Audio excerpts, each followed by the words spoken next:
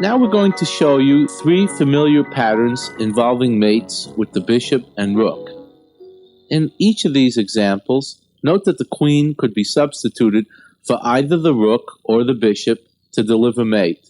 This is useful to know because then this pattern serves you both in the middle games and in the endings.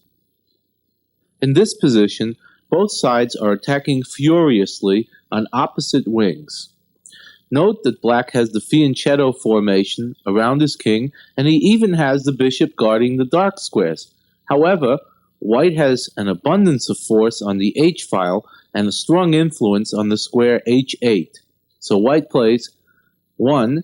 Queen h8 check. Black is forced to play bishop takes queen, and white plays rook takes bishop mate. Let us now look at four examples from real play. In the diagram position, between Grandmaster Lajos Portish of Hungary, white, and Grandmaster Vlastimil Hort, formerly of Czechoslovakia, played at the Palma de Mallorca International Tournament in 1971, it appears that white has wasted his forces on the doubled rooks on the h-file, since there is no immediate threat there. White could even win the exchange with bishop takes d4, but that would only lead to trouble after black plays rook takes d4 and has all the play. He threatens the pawn on f4 as well as knight d5 followed by knight c3 check. White would then be very hard pressed to even achieve equality. Instead, after bishop h4, as played by Grandmaster Portish, everything is very clear. White will follow with bishop f6 and then with rook h8, which will be an unstoppable mate. The game continued. King f8, and now white played bishop to g5. The threat, after black, for example, plays rook on 8 to d7, is rook h8 check, bishop takes h8, rook takes h8 check, king g7, bishop f6, mate.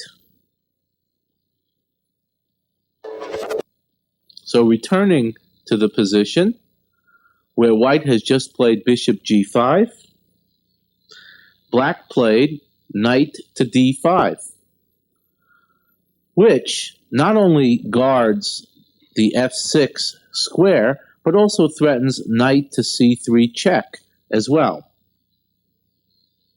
However, there is now a rook hanging on d8. That is the major drawback of knight to d5.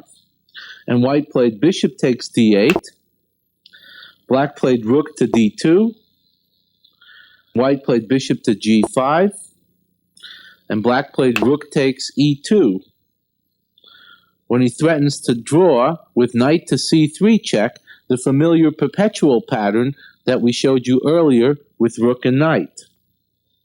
So white played rook takes e2, removing the rook, knight c3 check, king c2, knight takes e2, king d3, and black resigned. According to Grandmaster Hort, by his own admission in the wonderful book, The Best Move, co-authored with G.M. Jansa, white's play at the end of this game was entirely brilliant.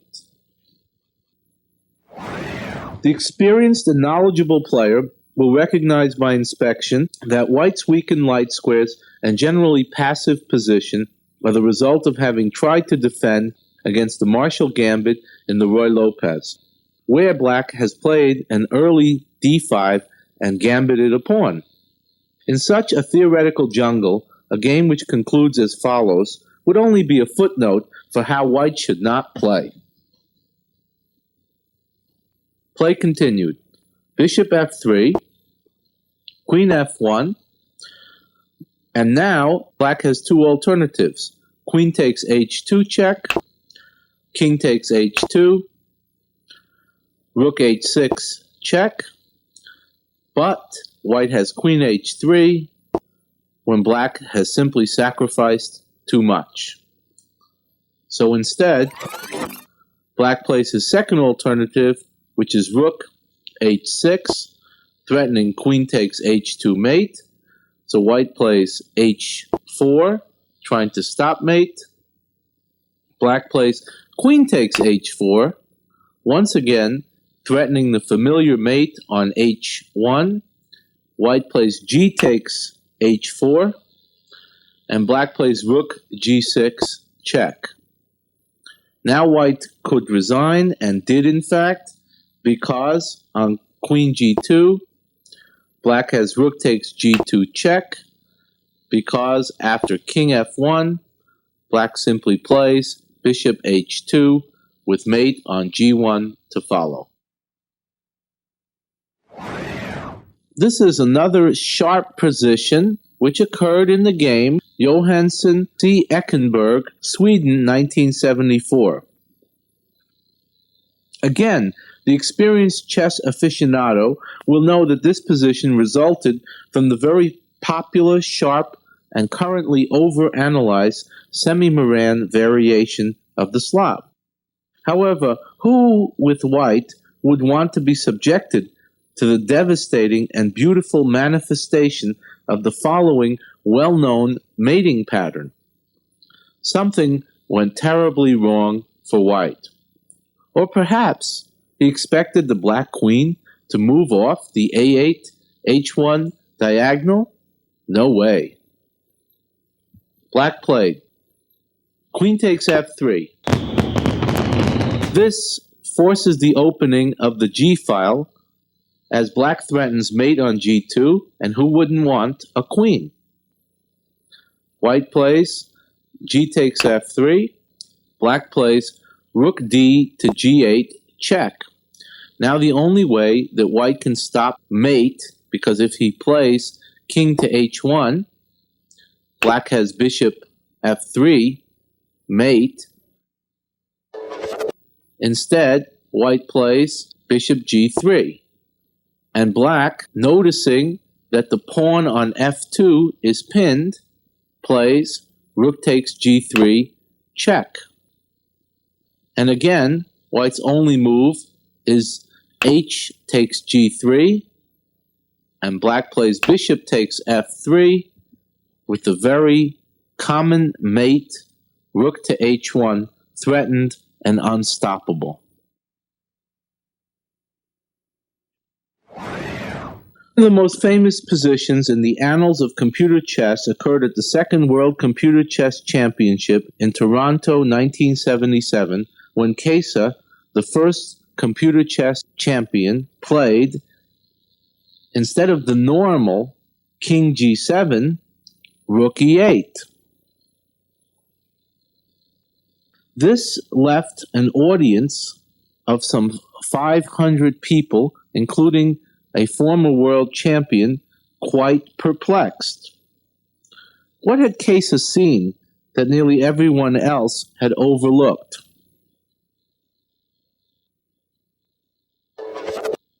Let us investigate king g7 further.